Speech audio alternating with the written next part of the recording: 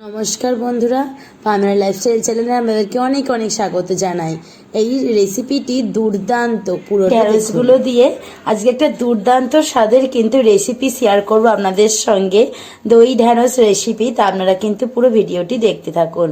প্রথমে এই যে ঢেঁড়সে দেখুন এই মাথার দিকে অংশটা এবং এইদিকে যে সরু মতন অংশটা একটু ফেলে দিয়ে ঢেঁড়সের রেসিপিটি তৈরি করার জন্য আমি প্রথমে ঢেঁড়সগুলোকে ভালো করে কেটে আর ধুয়ে নিয়েছি। এর সঙ্গে কিছু জিনিস আমি মেশাবো। এটা প্রথমেই দেবো একটু লবণ, 2 চামচেরই মাপ করে দেব বেসন, একটু 1 চামচ দিলাম, দেখতেই পেলেন। দিচ্ছি 1/2 চা চামচের মতন লঙ্কার গুঁড়ো, 1/2 চা চামচের মতন হলুদ গুঁড়ো। এগুলো সব উপকরণগুলো ভালো করে কিন্তু হাতের সাহায্যে ভালো করে ঢেঁড়সগুলোর সঙ্গে মিশিয়ে নেব।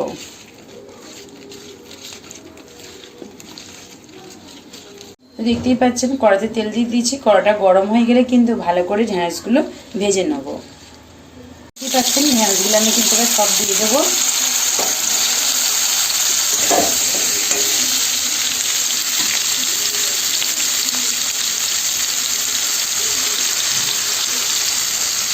আমার ঢেঁড়সগুলো কিন্তু খুব সুন্দর করে ভাজা হয়ে গেছে।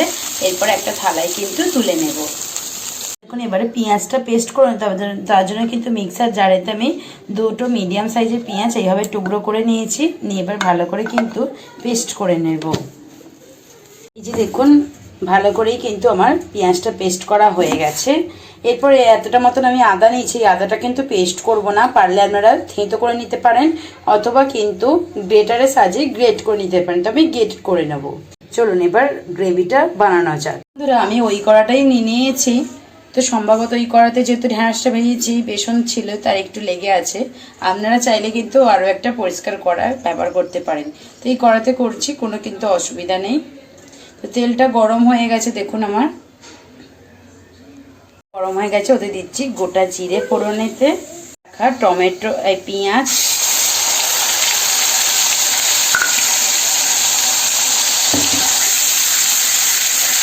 করব 2টো মিডিয়াম সাইজের টমেটো নিয়েছি। ওই একই জারেতে কি করব, এবার টমেটোগুলো পেস্ট করে নেব।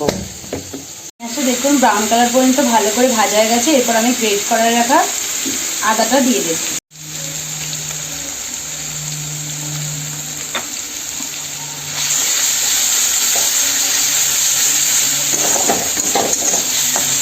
আদা থেকে কাঁচা গন্ধটা যাওয়া পর্যন্ত আমি আদাটা ভালো করে 1 থেকে 2 মিনিটের মতন করে ভেজে নেব।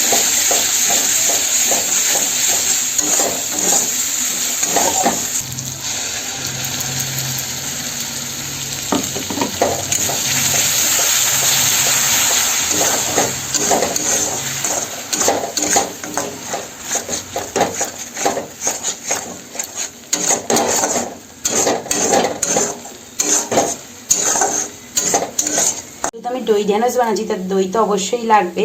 এখানে আমি দইতে যেহেতু আমি ঢেঁড়স ভাজার সময়তে লবণ দিয়েছিলাম, তো সেই রকম বুঝেই কিন্তু আপনাদেরকে লবণ দিতে হবে। এখানে 1/2 চা চামচের মতন আমি লবণ দিচ্ছি।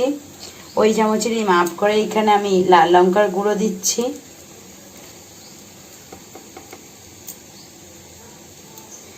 ওই চামচেই মাপ করে আমি কিন্তু হলুদ গুঁড়ো দিয়ে দেবো। ঝালটা আপনারা পছন্দ মতন আপনারা যেমন খান সেই হিসাবে কিন্তু দিতে পারেন।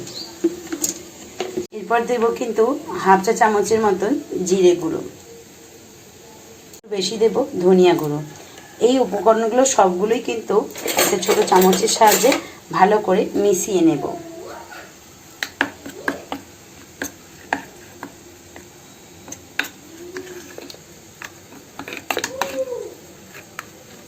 ভালো করে কিন্তু এটা ঘুরিয়ে পেস্ট বানিয়ে নেব। ভালো কিন্তু একটা স্মুথ মতন একটা পেস্ট রেডি হয়ে গেছে। কত সুন্দর দেখতে লাগছে দেখুন। এটা এই যে টক দই গুঁড়ো মশলাগুলো পড়তে ভালো করে চামচের সাহায্যে কিন্তু ভালো করে মিশিয়ে নিয়েছি। তো এই পেস্টটা এবারে কিন্তু এটা আমি অ্যাড করে দেব। যে টমেটো থেকে কাঁচা গন্ধটাও চলে গেছে, এবার কিন্তু এইটা আমি অ্যাড করে দেব।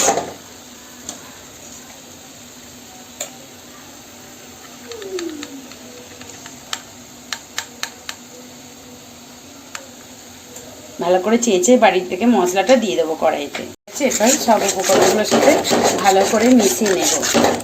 দেখতেই পাচ্ছেন কালারটা কতটা সুন্দর এসেছে। আপনারা যদি কালারটা লাল করতে চান তাহলে অবশ্যই কিন্তু কাশ্মীরি লঙ্কার গুঁড়ো ব্যবহার করতে পারেন এখানে। আমি ব্যবহার করলাম না, যেহেতু আমরা কাশ্মীরি লঙ্কার গুঁড়োটা কোনো তরকারিতে ব্যবহার করি না। তা আপনাদের যদি পছন্দ হয়ে থাকে, আপনারা যদি খেতে পছন্দ করেন, তার জন্য কিন্তু দিতে।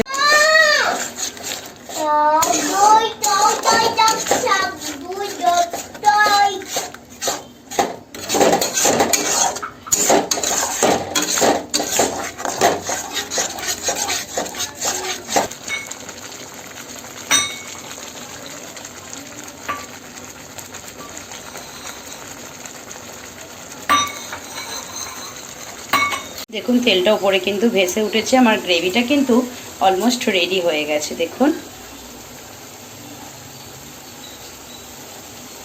এর উপরে যে ভেজে রাখা ঢেঁড়সগুলো কিন্তু দিয়ে দেব।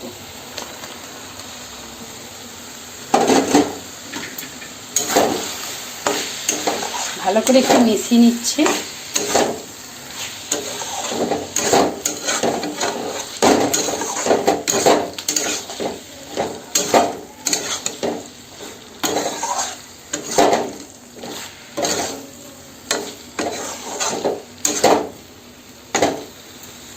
ঢেঁড়সটা সেদ্ধ হওয়ার মতো আমি অল্প করে কিন্তু এখানে জল দেবো, যেহেতু আগে থাকতে আমার ভালো করে ভাজা আছে। আর ঢেঁড়স যেহেতু খুবই নরম একটা সবজি, তাড়াতাড়ি সেদ্ধ হয়ে যায়, তাই কিন্তু অল্পই জল দিলাম।